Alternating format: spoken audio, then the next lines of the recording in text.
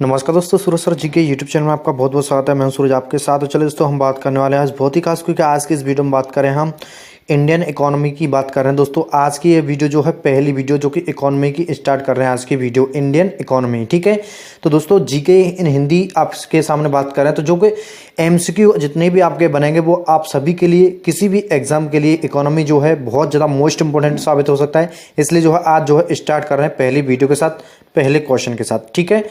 सूरज sir जी के YouTube channel को अभी तक आपने सब्सक्राइब नहीं किया है तो कर लीजिएगा और चैनल को सब्सक्राइब कर लीजिए, ताकि आपके पास जो नोटिफिकेशन, जो यूट्यूब का नोटिफिकेशन आ सके, नई वीडियो जब भी डलेगी नोटिफिकेशन आप तक पहुंच सके, ठीक है।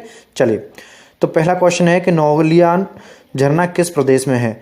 नौलियान झरना जो है किस प्रदेश में स्थित है, तो वो आपको बताना है। यानी कि स्टेट की बात की जा रही, कौन से स्टेट में जो नौलियान झरना जो है वो कौन से स्टेट में प्रदेश में स्थित है, ऐसे कह सकते हैं। तो A option Kerala, B option Assam, C option Manipur, D option Meghalaya. Kerala, Assam, Manipur और मेघालय, इन चार राज्यों में से कौन सी जगह पर ये झरना है वो आपको बताना है। दोस्तों बहुत ही अच्छी भारतीय इकोनॉमी की बात कर रहे हैं। जितने भी क्वेश्चन बनेंगे बहुत ज़्यादा मोस्ट इंपोर्टेंट बनेंगे। तो डी ऑप्शन हमारा जो है बिल्कुल राइट आंसर है। नौलियान जो झरना है वो मेघालय राज्य में स्थित है। कहाँ पर? मेघालय जो राज्य है वहाँ पर स्थित है, ठीक है। स्टेट में स्थित है जो मेघालय राज्य है वहाँ पर। यानी कि देख लेते हैं, नौलियान झरना मेघालय के चेरापूंजी में स्थित है। मेघालय का जो मेघालय राज्य के चेरापूंजी में स्थित है और यह 1115 फीट यानी कि 340 मीटर ऊंचा है। कितना ऊंचा है?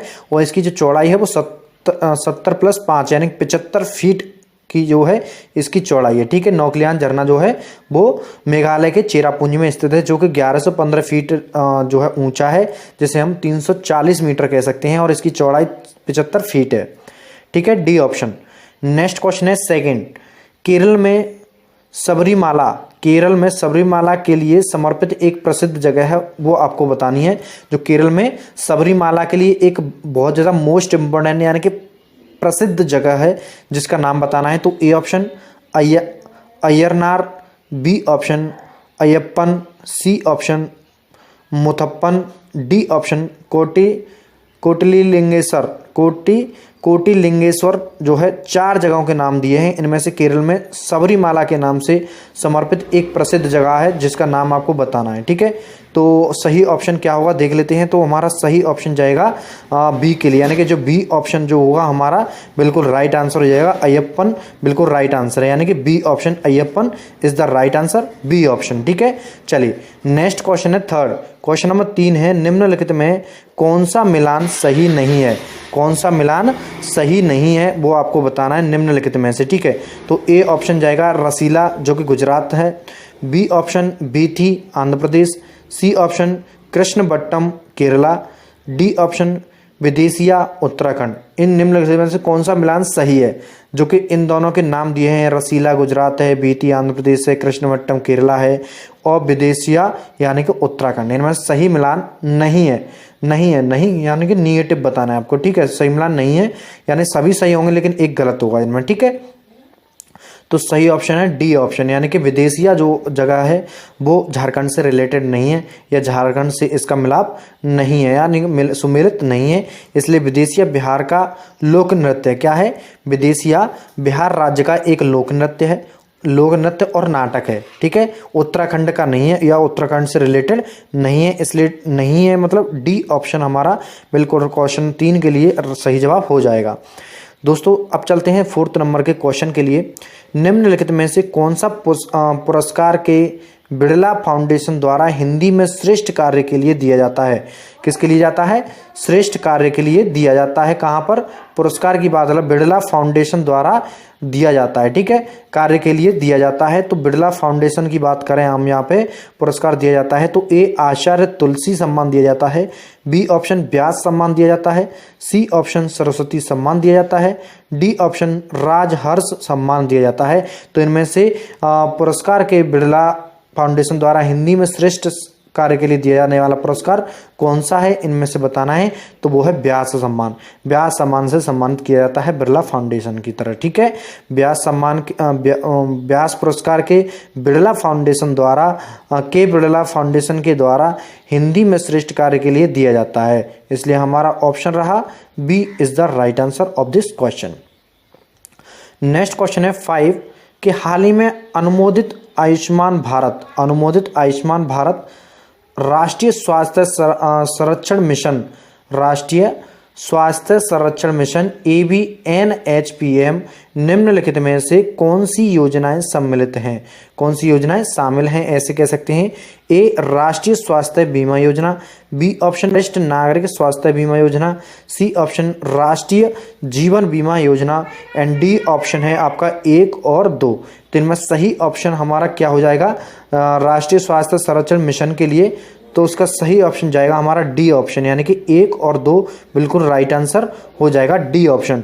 आयुष्मान भारत राष्ट्रीय स्वास्थ्य संरक्षण मिशन ABNH आयुष्मान मिशन के तहत एक केंद्रीय आयोजित योजना है और यह योजना प्रति परिवार 5 लाख रुपए का बीमा प्रदान करती है और इस स्कीम से 10 करोड़ परिवारों को लाभ मिलेगा। और यह राष्ट्रीय स्वास्थ्य बीमा योजना और वरिष्ठ नागरिक स्वास्थ्य बीमा योजना नामक 2 योजनाओं को मिलाकर बनाई गई योजना है ABNHPM, ठीक है। भारतीय राष्ट्रीय स्वास्थ्य संरक्षण मिशन, ये जो है डी ऑप्शन हमारा राइट आंसर हो गया। 2 योजनाओं को मिलाकर बनाया गया है जो 5 लाख रुपए प्रति जो है परिवार को दिए जाते हैं, जो 10 करोड़ परिवारों को लाभ मिलेगा। तो दोस्तों क्वेश्चन नंबर 6 है आपके सामने के हेडलाइन मुद्रास्फीति को मापने के लिए भारत के निम्नलिखित मूल्य सूचकांकों में से कौन सा माना जाता है, ठीक है। हेडलाइन मुद्रास्फीति को मापने के लिए भारत के निम्नलिखित मूल्य सूचकांकों में कौन सा माना जाता है। तो A option GDP deflator, B option है CPI LF/RL, सी ऑप्शन है CPI IW and D option है WPI। तो इनमें से कौन सी सूचकांकों को कौन सा माना जाता है, तो सही ऑप्शन जाता है WPI को माना जाता है, इसलिए डी ऑप्शन हमारा बिल्कुल राइट आंसर हो जाएगा। WPI का मतलब है होलसेल प्राइस इंडेक्स, यानी कि थोक मूल्य सूचकांक। WPI यानी कि होलसेल प्राइस इंडेक्स, ठीक है। चलिए नेक्स्ट क्वेश्चन है दोस्तों हमारा क्वेश्चन नंबर 7। निम्नलिखित कथनों पर ध्यान दीजिए। नंबर 1 सांकेतिक योजना मिश्रित अर्थव्यवस्था की एक विशेषता है। 2 नंबर परिप्रेक्ष्य योजना समाजवादी देशों द्वारा उपयोग की जाती है और यहाँ योजना के प्रत्येक पहलू को राज्य द्वारा नियंत्रण किया जाता है।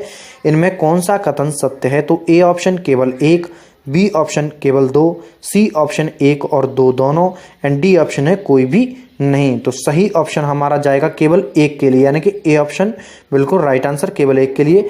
यानी सांकेतिक योजना जो आमतौर पर कुछ विशिष्ट लक्ष्यों को प्राप्त करने के लिए कुछ व्यापक सिद्धांतों और दिशा निर्देशों को आगे बढ़ाती है और सांकेतिक योजना लचीली है और यह मिश्रित अर्थव्यवस्था की विशिष्ट है और इनमें दोनों की सार्वजनिक और निजी क्षेत्र से मौजूद हैं।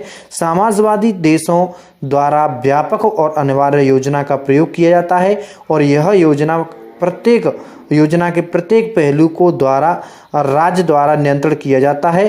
परिप्रेक्ष्य योजना 15, 20, 25 वर्ष की अवधि के लिए दीर्घकालिक योजना का संदर्भ देती है और हालांकि 5 से 7 साल की योजनाओं की अवधि को तोड़ करके परिप्रेक्ष्य योजना का उद्देश्य हासिल किया जा सकता है। इसलिए ऑप्शन ए हमारा बिल्कुल राइट आंसर है सांकेतिक योजना के तहत, ठीक है।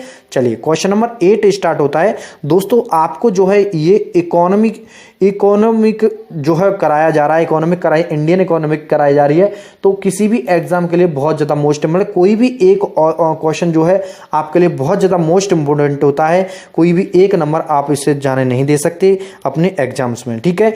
तो क्वेश्चन है कि निम्नलिखित को भारत की सबसे बड़ी आयातित फसलों के रूप में क्रमशः व्यक्तित्व कीजिए। तो ए ऑप्शन जाता है 1 नंबर पर दाल, दूसरे नंबर पर जाता है लकड़ी और लकड़ी के पदार्थ और तीसरे नंबर पर खाद्य सब्जी तेल। तो आयातित फसलों के रूप में क्रमशः क्या है? तो ऑप्शन ए 1, 2 और 3, बी ऑप्शन है 2, 1, 3, 2, 1, सी ऑप्शन है 2, 3, 1 एंड डी ऑप्शन है 1, 3, 2। तो इनमें से जो है क्रमशः की बात करें, क्रम से लगाने की बात की जा रही है इकोनॉमिक में, तो सही ऑप्शन जाएगा 3, 2, 1, 2, 1। इस तरीके से इनका जो है सुमेलित बनेगा। यानी भारत द्वारा सर्वाधिक निर्यात पदार्थ खाद्य सब्जी तेल का होता है, उसके बाद लकड़ी के पदार्थ और दालें हैं, और भारत दालों का सबसे बड़ा उत्पादक राज्य है, देश है, और आयातकर्ता और उपभोक्ता है। ठीक है, आयातकर्ता और उपभोक्ता यानी एक्सपोर्ट इंपोर्ट में भी करता है। ठीक है, भारत देश। ठीक है, चलिए बी ऑप्शन हमारा राइट आंसर हो गया क्वेश्चन 8 के लिए। तो अब बात करते हैं क्वेश्चन नंबर 9 दोस्तों, कि क्वेश्चन नंबर 9 है कि सबसे पहले आपने सूरज सर जी के यूट्यूब चैनल को सब्सक्राइब नहीं किया है तो अभी जाकर चैनल को सब्सक्राइब कर लीजिए, साथ साथ बेल आइकन को प्रेस कर दीजिए ताकि हमारे आने वाली वीडियोस का आपको नोटिफिकेशन मिलता रहेगा। और साथ साथ में वीडियो अच्छा लगे तो लाइक और कॉमेंट करके जरूर बताइएगा। ठीक है, भारत द्वारा सबसे ज़्यादा निर्यात किया जाने वाला कृषि पदार्थ है, भारत द्वारा सबसे ज़्यादा निर्यात किया जाने वाला कृषि पदार्थ क्या है? यानी भारत में सबसे ज़्यादा निर्यात क्या किया जाता है कृषि के क्षेत्र में? तो ए ऑप्शन जाता है चाय, B option coffee, C option basmati चावल एंड डी ऑप्शन है दालें। तो इनमें सही ऑप्शन क्या जाएगा? भारत में सबसे ज़्यादा निर्यात किया जाता है, किया जाने वाला पदार्थ। तो क्वेश्चन में आपको 10 नंबर का दिया है, 10 नंबर का आप यहाँ पे क्वेश्चन नंबर 9 का आंसर आप जो है यहाँ पे कमेंट करके बताइए कि भारत जो है सबसे ज़्यादा किस पदार्थ का निर्यात करता है, किस पदार्थ का निर्यात सबसे ज़्यादा करता है? चाय, कॉफ़ी, बासमती चावल और दालों में से, इनमें से। ठीक है, तो नेक्स्ट क्वेश्चन है हमारा क्वेश्चन नंबर 10 कि सार्वजनिक वितरण प्रणाली का संचालन किसके द्वारा किया जाता है? सार्वजनिक वितरण प्रणाली का संचालन किसके द्वारा किया जाता है? तो एक केंद्र सरकार द्वारा, 2 नंबर राज्य सरकार द्वारा। ऑप्शन दिए हैं केवल 1, ऑप्शन बी केवल 2, ऑप्शन सी 1 और 2 एंड ऑप्शन डी है इनमें से कोई नहीं। तो सार्वजनिक वितरण प्रणाली का संचालन किसके द्वारा किया जाता है? तो वो किया जाता है सी ऑप्शन हमारा 1 और 2 दोनों के तहत किया जाता है वितरण प्रणाली का। तो सार्वजनिक वितरण प्रणाली का संचालन केंद्र और राज्य सरकारें, केंद्र और राज्य दोनों सरकारों द्वारा किया जाता है।